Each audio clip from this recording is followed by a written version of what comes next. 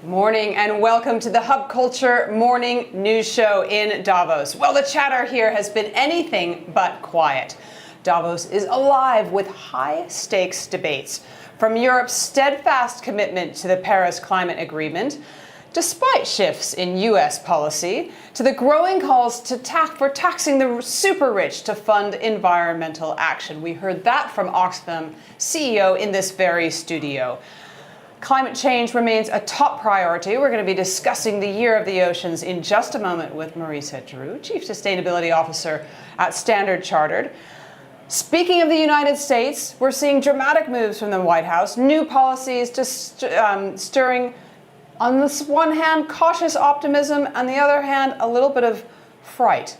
Business leaders from Barclays CEO urging patience and confidence in many countries, including the UK's post-Brexit vision. UK Chancellor Rachel Reeves pitching Britain as a prime destination for investment. She's been meeting with business leaders like JP Morgan's Jamie Dimon. And of course, the buzz around artificial intelligence continues to grow, tech leaders debating its promises to revolutionize industry. Of course, it's not all about innovation. There's a very strong undercurrent of advocacy and protest in the air, led by voices like Marlene Engelhorn, the Austrian heiress, calling for higher inheritance taxes to address wealth inequality. Well, let's not forget geopolitical tensions. China's vice premier has been courting global financiers, and Ukrainian President Zelensky issuing a stirring plea to European leaders to take charge of their own destiny. So delighted now to be here, joined in the Year of the Oceans with Marisa Drew. How are you? I'm really well, thanks. We're quite high energy in the ocean space. We came off a big dinner last night at Gorell's house, and we dubbed yesterday the Blue Day. The Blue Day. So people were talking about Blue Monday. We call it Blue Tuesday, but very different meaning. Nice. I didn't get the memo. I would have worn my blue dress. Exactly. Here in form. So it's the Year of the Oceans. We've got the UN Oceans Conference in Nice, the Blue Economy Finance Forum in Monaco just before that. Tell me why we need to focus now on the oceans. Well, the oceans are very sadly in peril, as hopefully most of us know. But if you don't, you need to be very informed. You know, the oceans are so critical to human health, to human prosperity, to feeding the planet. A quarter of the world, their primary source of protein comes from the ocean, and yet we're overfished. We have to have the ocean be healthy in order to absorb climate heat. It absorbs a third or more of our carbon production by mankind, and yet the oceans now are acidifying so fast, their ability to absorb carbon is under threat, and so on and so on. So there's so many reasons. That's the negative. The positive is that the awareness level has escalated dramatically. When I started my oceans work 5 or 6 years ago, and I would talk with my brethren in the finance community, and I would talk about the idea of mobilizing private capital, for profit, not philanthropic, but for profit capital to invest in the oceans, you'd get a blank stare. And that has changed really dramatically. In just the last couple of years, we've seen a trebling, admittedly from a reasonably small base, but a trebling of investment in the ocean across all sorts of asset classes. So it's a moment. So let's discuss why the blue economy is so vital. You mentioned that it's enormously important for the people who live on island nations, on coast. We know that most of the world does live there. Most big cities are around coastal river areas. It's also a huge investment opportunity. You mentioned that it's for profit. Tell me more about that and how we get more people to understand that. So if you maybe put it in finance terms or economic terms, the oceans are somewhere between the 6th and the 7th largest GDP collectively. So if you think about just that mere fact in terms of its economic contribution to the world. And again, it's been hard for people to understand that. I think historically they thought, well, conservation of the ocean is a government's job or a philanthropist's job. But actually, you can invest for very strong returns in the ocean. And we began our work trying to articulate that to the finance community. And the way we did that was to say, how would one invest in the ocean? What are the sectors? And we, working with the UN and the World Economic Forum, came up with the investable ocean. And so we identified everything from offshore wind and solar to aquaculture to critical minerals that now we have to always be careful about where we extract from. But most of cancer research, the drugs that are going to be the big solutions for many medical challenges, actually come from the ocean. And so there's just so much there that if we're careful and we think very, very thoughtfully about how we utilize the ocean to help us to help ourselves, there's that rich seam. And then very recently, quite excited, just last year at Standard Chartered, we produced a report, very cute title, Where There's a Will, There's a Wave. Nice. To try to, Let's surf that. Yes, but make the investment case for the ocean. And we came up with 70 different opportunities to invest in oceans. And a big one, you mentioned AI. Data, AI, all the new sensor technology, that's a really big, exciting place because we're all desperate for more data around the ocean so that we can make more informed decisions. And all of those data providers are the hot ticket right now. So there's your tip for investable opportunities. All right, okay, hot tip. Give me some examples of some of the success stories that you've already seen. Sure. Well, what we're starting to see is the investment community of all flavors, whether you are on the very risk end of the spectrum, so venture capital, real innovation, all the way through the capital markets, which is more traditional public market sources, are seeing opportunities to invest in the ocean. So on the very risky end of the spectrum, I know you're going to be interviewing a lovely partner of the ocean, Chris Gorell-Barnes, who's got a fund called Oceans 14. They're in the growth capital space. Just before growth capital, when you're talking about venture, we are big champions and founder sponsors of the Earthshot Prize, sponsored by His Royal Highness Prince William. And one of the verticals of the Earthshot Prize is ocean innovation. So that's that early stage. One of my very proud moments and success stories at more of the scale capital end was the concept of a debt for nature swap.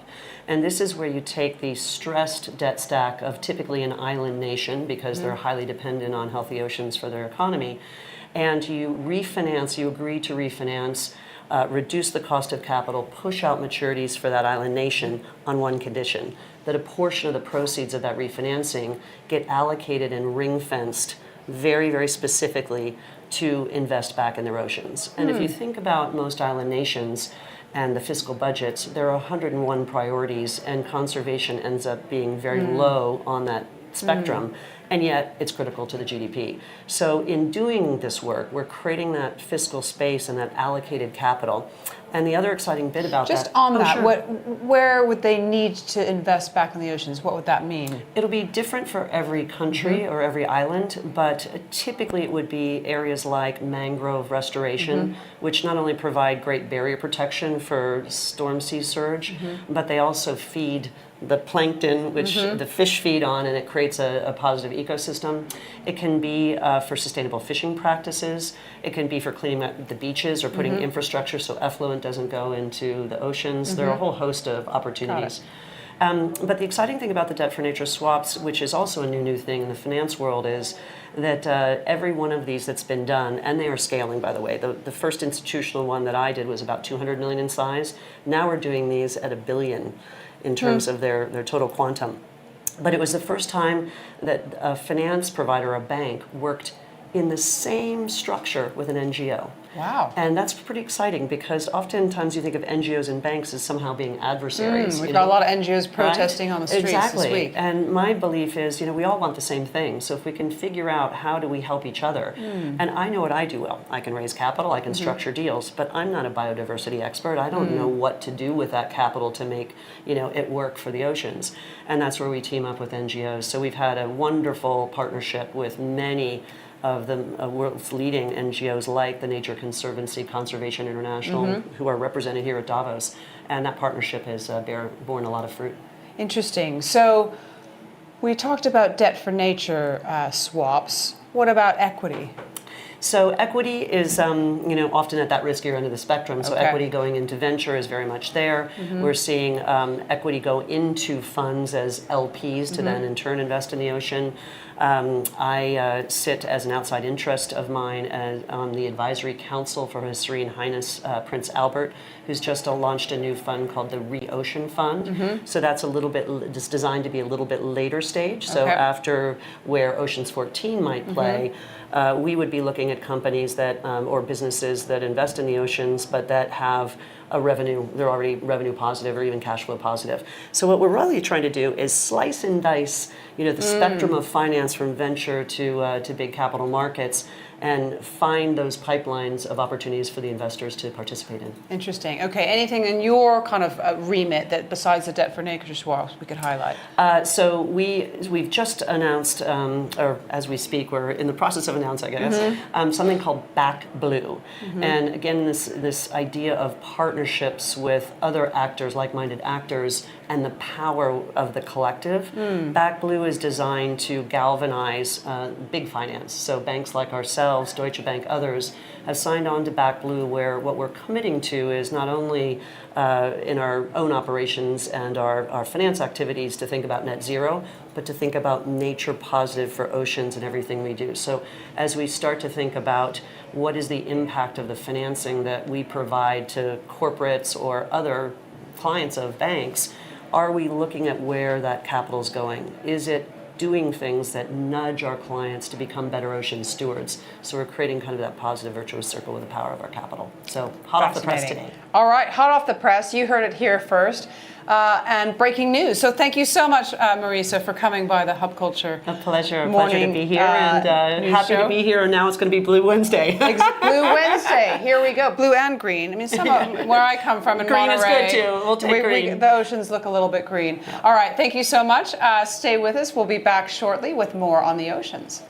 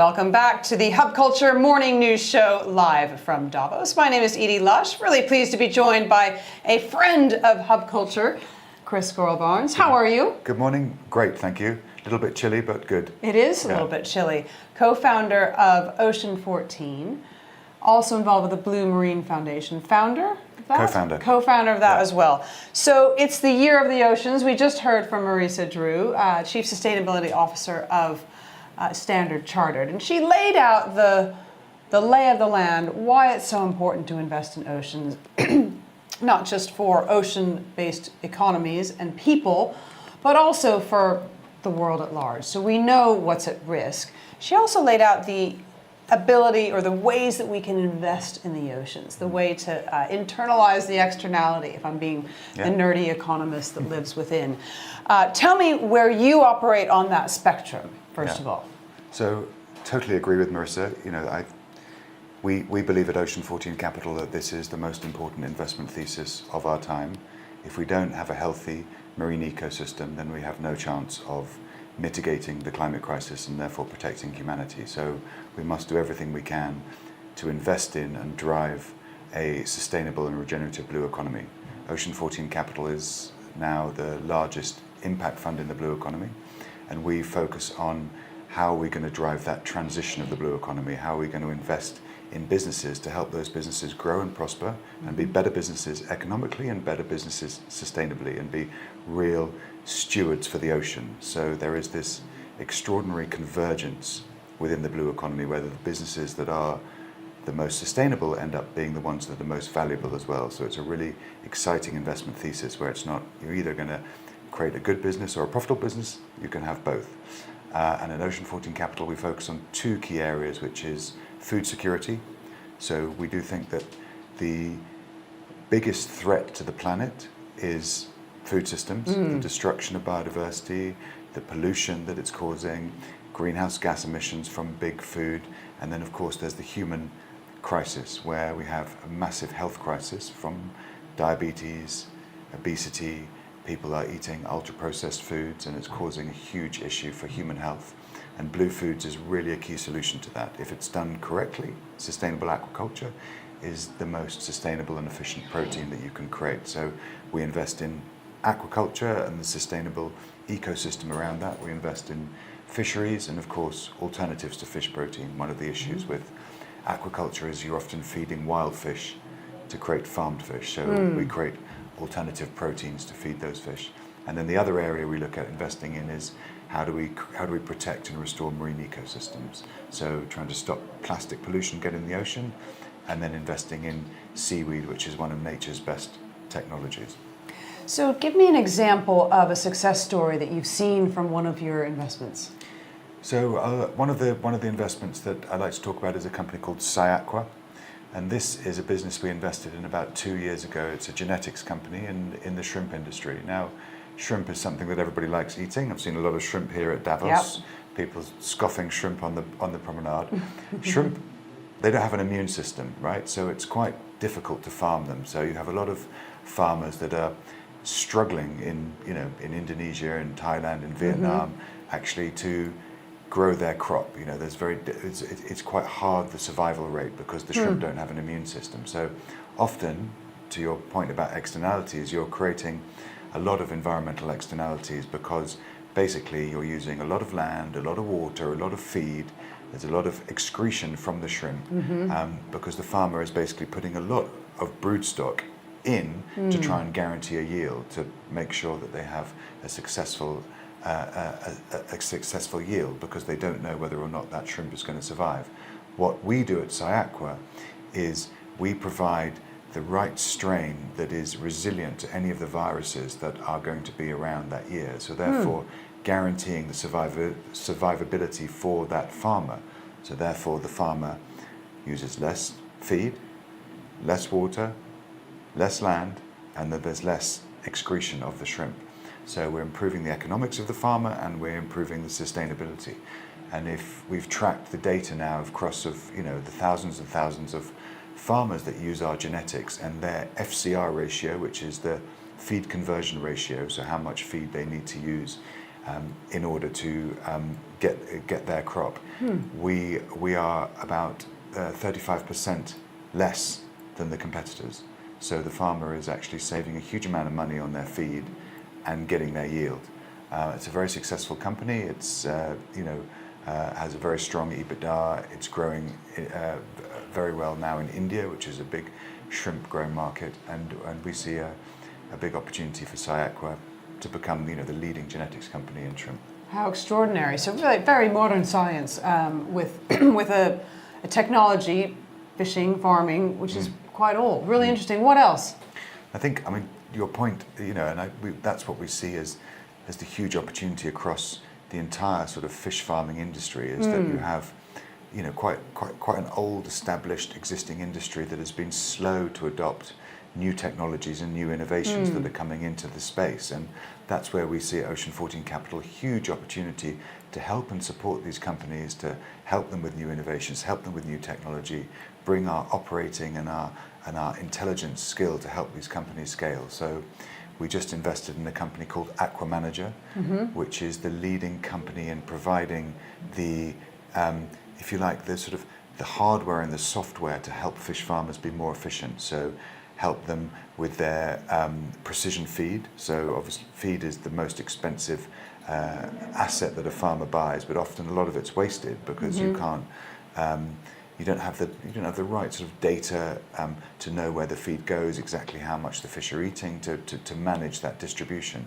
So this helps with precision feeding. It helps give the farmer all the data and the insights that it needs to manage its fish farm more efficiently, and and that works across all of the different species. So we see a huge opportunity with data, with artificial intelligence, to be able to really improve the way that fish are farmed, to make them more efficient, to make the farms more profitable, and of course make the farms more sustainable. Fascinating. I wonder if you could comment on any of the threats to the ocean and what you see as some of the biggest issues that we need to combat. I think about giant tractors, scraping the bottom of the ocean. I think about unsustainable fishing practices. I think about illegal fishing practices. When you stay up at night worrying, I know you don't, I know you're a Zen person, what keeps you up? I think, what really concerns me is still the lack of awareness of the key role the ocean plays in planetary health. If we do not have a healthy marine ecosystem, it's game over. And still, here we are at Davos with all the world leaders, all the money in the world, all the governments, all the influencers. And I was at a lunch yesterday with some incredible people, trillions of dollars around the table, and everybody was talking about nature and why it's so important to invest in nature, and if we don't restore and invest in nature, it's game over. I'm the only person who's championing the oceans. Right. Now, 80% of the world's biodiversity is in the ocean, right? The ocean is 71% of the planet. It's our life support system. So it's absolutely vital that we do invest in and conserve and regenerate the ocean. So I think the fact that people of influence are still not aware of how important it is to protect and restore the ocean, that keeps me up at night. I think the things that we really need to deal with are, we've got to stop overfishing. I think overfishing it doesn't sum up how destructive overfishing is. It sort of sounds a bit like overeating. It's not such a bad thing, but there are so many bad practices at sea of huge industrial fishing vessels scraping up the ocean, as you said. Bottom trawling is probably the most destructive farming practice on the planet. It destroys all of the biodiversity. It rips up the bottom of the ocean, and that's just that's destroying all the fauna and flora, let alone all the carbon it's displacing. And if you look at carbon sequestration, all of the greenhouse gases and all of the carbon that is emitted into the atmosphere, 80% of the carbon that we emit into the atmosphere is sequestered into the floor of the ocean. So bottom trawling is really not only damaging the fauna and flora, but it's displacing all the carbon, and that's causing a huge knock-on effect on on the ocean warming and releasing carbon. So we've got to stop bottom trawling, we've got to stop overfishing, we've got to stop these huge industrial trawlers that are, taking all of the And mining as well. marine life. Mining. So that's a massive problem.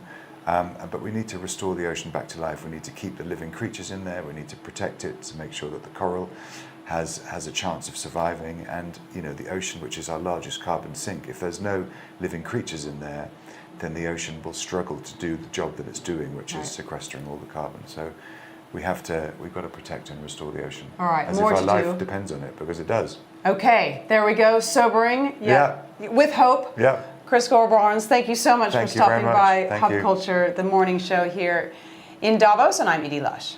Stay with us.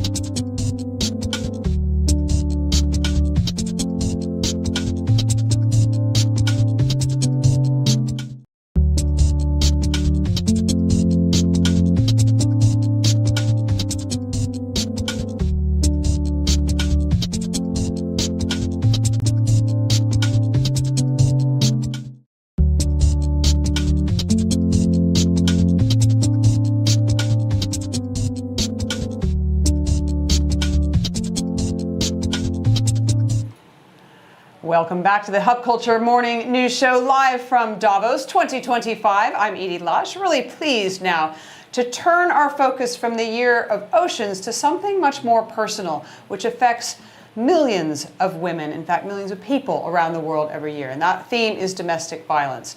Really interested to have met Ronel Golden. Thanks so much for coming along, and thank you for your partnership in Hub Culture. Thank you, very nice. Thank you so much for having me this morning.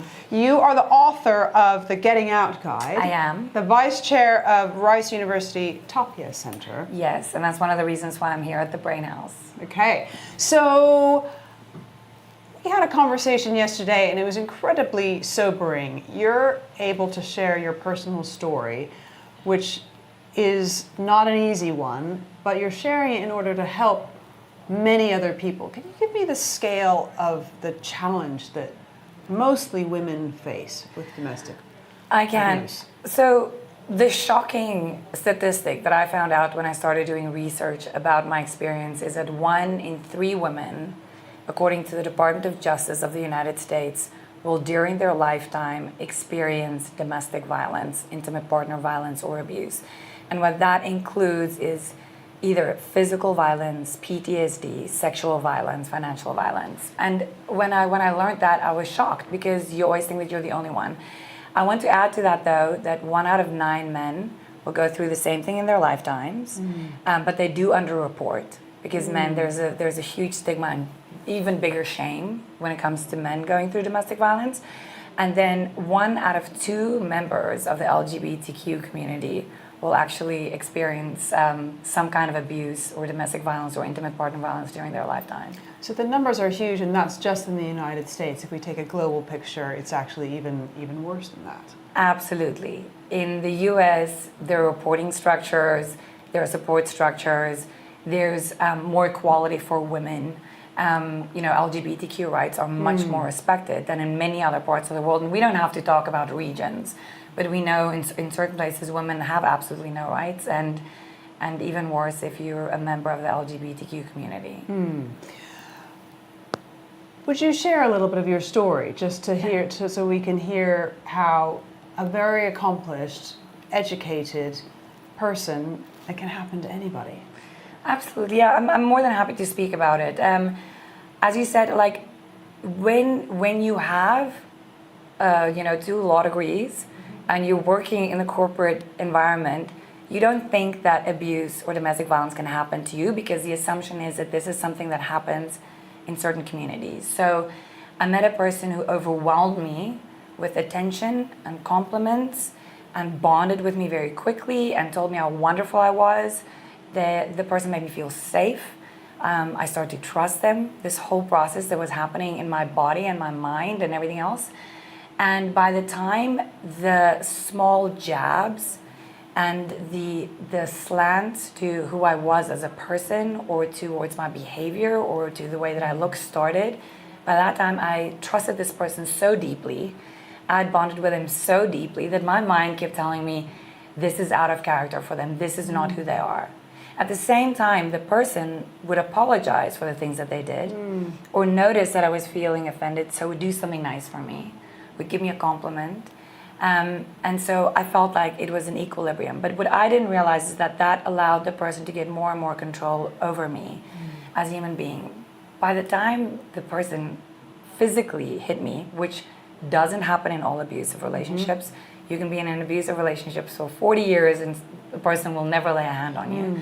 But when that did happen, by that time, I was already making excuses for the person for their behavior. I was trying to find the reason why I did it. I was being told that it was my fault that I was hit by somebody else. So that's kind of, how it started and how I got into that situation.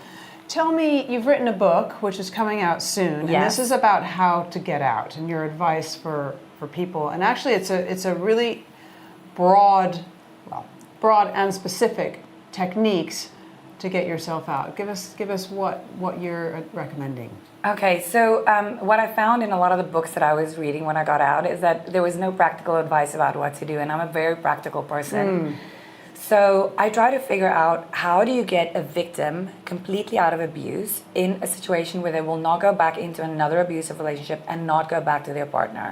And I realized that the only way to do that is to understand who you are holistically as a human being. So I identified 7 elements of who you are as a person. I don't know if you want me to list them. Go through them briefly. Okay. So I call them the pillars of existence. So you've got a mental pillar, which is your mind and your emotions, etc. Then your physical pillar, which is your physical body, kind of related. All these pillars are related to each other and overlap. Then you have a financial pillar, which is obviously your financial means to survive. Your environmental pillar, the things around you, TV that you watch, where do you work, all those things have an influence on you. Your rights pillar, which is like what are your human rights, your legal rights, your contractual rights. Your spiritual pillar, which is like your meaning and your purpose in life, all the things that are not material. And then your social pillar, which is the relationships. And if you look at this, you can kind of understand who you are as a human being. You're not just a body and a mind and a soul. You're a little bit more complex than that. Once you understand that, you can see how have I been harmed in each of these areas of my life. Once you know how you've been harmed, you know what you need to do to get yourself to what I call a minimum level of sustainability, which means you can leave without running back in a week or in 10 days or getting into another relationship because you don't have enough money or you don't have a place to stay or you don't have solid relationships. And then you continue to work on those pillars for the rest of your life so that you never get into another abusive relationship. So you recommend about having 18 months worth of money and shelter lined up before you leave. So first thing that I want to say is if your life is in danger, you leave today. Okay. You call a hotline, you call a shelter, you do what you need to do, you leave today and you do your best to stay out.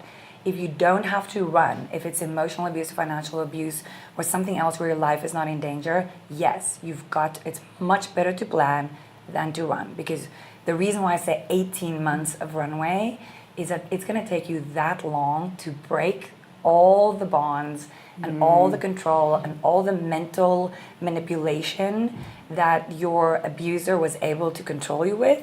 It's going to take that long, probably, to get rid of that completely.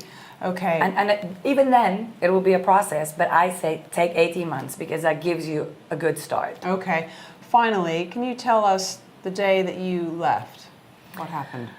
The day I think that there are stages to leaving, but the day I physically left the relationship the first time, there was a big showdown at my house. My mom was there. My son, unfortunately, witnessed some things that traumatized him. But eventually, my abuser left, and I was able to leave our living together situation. But the day I left, when I had my mental shift, and I call that the day that you're totally out of abuse. It was over a year after I had physically left my abuser, but we were still working together. I was still allowing him to be in my space. We were driving in a car coming back from a meeting because we owned a business together.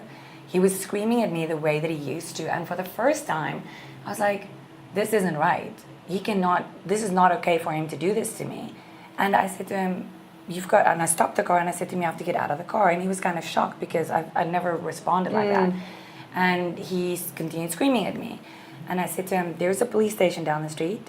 So you can get out of the car or we can drive to the police station. I'm going to tell them everything that happened between the two of us. And he looked at me and he started screaming again. I rolled the car forward and he stopped. And he looked at me and I think that he noticed that something had shifted in me.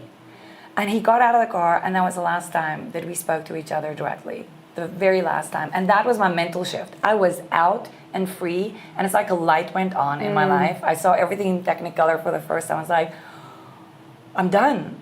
So it was a pretty amazing Extraordinary. Ronel, thank you so much for coming on to the Hub Culture Morning Show here in Davos. Amazing to hear your story, and thank you for your partnership here in Davos as well. I'm Edie Lush. Stay with us. We'll be back with one more chat. We're going to be looking again at the oceans and the environment. Stay with us.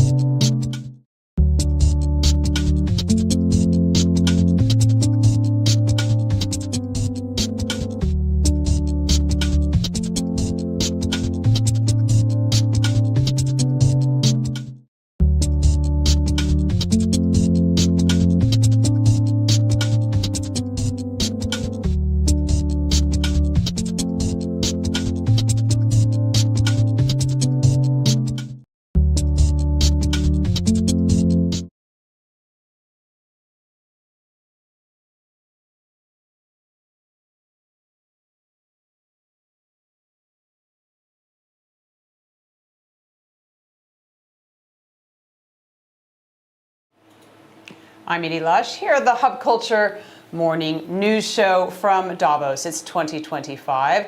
Really excited to be exploring with our next guest, Peter Schlosser. He's the director of the Julie Ann Wrigley Global Futures Laboratory at Arizona State University. How are you? Very good. Thanks for having me. Good. We know that systems change is entirely necessary in order to move our planet and our people towards a more sustainable future. This is something that you think quite deeply about. You've dedicated your life towards sustainability, but not just one area. Give me your view of what's important to focus on in order to move things more quickly. In our view, the most important thing is to understand not just one problem, such as climate, or which economies should be the ones in the future, but to get a sense of which world are we living in. Why is this world experiencing so many pressure points? What were the decisions that got us there? Why did we overexploit the life-supporting systems? So for that, we use a transdisciplinary approach to see where are we, but more importantly, what can we do to leave the coming generations, the generations yet to be born, still options to shape the life according to their desires? Give me an example of that. Example is, for example, climate. So we have driven the temperature of the planet, globally averaged, across 1.5 degrees Celsius for the first time this year. That was the limit that we actually wanted to hold. To hit. And there are quite a few consequences to that. We see more extremes. We see them in terms of wildfires, in terms of flooding. Cyclones are more intense. But we also have health effects from that. Food security depends on that. So we are trying to put all of that together and say, how is that interlinked with the overall pressure we are putting on the planet? So what kind of approaches are you championing to address this interconnected crisis? So let's just start with one that we took here, climate, for example. So we know that big part of the climate problem is the source of energy that we're using. We have more people on the planet using more energy of the quote-unquote wrong source, fossil fuels. So that creates greenhouse gases, that creates global warming. So one major approach to actually that we are taking is transformation of the energy system. How can we go to renewables? What does that mean? Grid design, materials for solar panels, etc. So a wide spectrum on the energy transformation, also an ethical one. On the other side, we are looking at what can we do with the situation right now? How can we take CO2, the strongest or not the strongest, but the most abundant greenhouse gas, back out of the atmosphere, so that we keep the temperature at a certain level, and there we have technology for direct air capture, probably the most advanced that exists. And so we are driving things on several fronts to get to this problem. How do you make the business and economic case for what you're doing in an environment where our new president of the United States declared on day one, drill, baby, drill? And got out of the Paris Accord, among other things. The economic case on a very high level is very easy. The longer we wait, the more costly it will be to get out of this situation. If we get to a temperature level closer to 2 instead of 1.5, the cost of dealing with the consequences are much, much higher. So it is prudent for us to act as early as we can to take the pressure off the economy down the road. Another area that you are very big on is interdisciplinary approaches. So you've mentioned a few of how you're working across different areas to bring people together, bring different industries or different groups together to tackle climate. So if we are looking at the southwest of the United States, that's where Arizona State University is located, in Tempe, Phoenix, which Phoenix is the hottest city in the US, has the highest number of deaths related to heat. So we are looking at what is the future of this area under increasing temperature and dwindling water reserves. So we have a program that looks at several factors, looks at heat, looks at water, looks at heat effects on people, brings in decision makers from local to regional to national levels brings in the private sector, brings in indigenous people, so that we have all the voices around the table, so that we get a good sense of what are they really facing when they are sitting there and have to make decisions now, sometimes with incomplete knowledge. So that's where we are coming in and say, how can we actually help? What information might we have that we have not yet transmitted? Or which information is so critical that we have to adjust our research program to get to that fast? And what have you been able to do as a result of that? We have managed to get different people to the table. We have implemented in the area heat mitigating measures. We are also looking at how can we help to optimize the relief measures on people who are suffering from heat, like cooling centers, etc. How do you optimize that? We are looking at byproducts such as air pollution, which is a parallel pressure.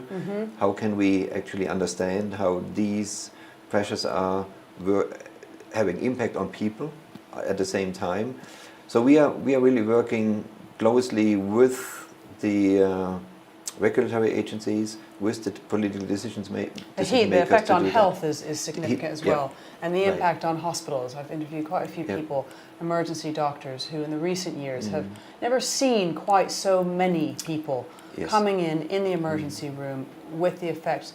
And it's not just temporary, but also effects on non-communicable disease, people who are living with chronic disease. Right. Very significant as well. And if somebody has a precondition, then of course heat has a much more severe effect immediately. And in our case, if we would get a power outage in summer, we can reach 120 Fahrenheit during heat waves, 50 Celsius roughly, for those who are Crumbs, thinking. like Saudi Arabia. Yeah, and if we would lose power under these conditions, we would overrun the hospitals in no time. People would try to get out of the area. There were not enough exit roads. So we would face very dire conditions, and at that point you would not lose hundreds of people per year. You could lose in a single event tens of thousands. So in that case, everybody is necessary. The government is necessary. The private sector is necessary as well. Energy companies, and I imagine in a community in which not everybody speaks English, really important to have, and you have a lot of folks who may be slightly off the radar, really important to have an approach which makes sure everybody's informed about what to do. And that is another big part of what we are doing, reaching communities, reaching those who are typically not easy to reach, finding ways to do that, and trying to get a message across in a language they can understand. How do you do that? Both literally, but also in terms of how we frame our content. Right. We have one program that's called Knowledge Exchange for Resilience. So that's where we are going into the community, where we are also using technology to map out where are people living without sufficient air conditioning, etc., and try to map that and try to target relief measures to these areas and to these communities. Fascinating. Peter, thank you so much for stopping by the Hub Thank you. Culture Morning Show here in Davos. We'll be back this evening with more news from Davos and some more exciting guests for you. See you then.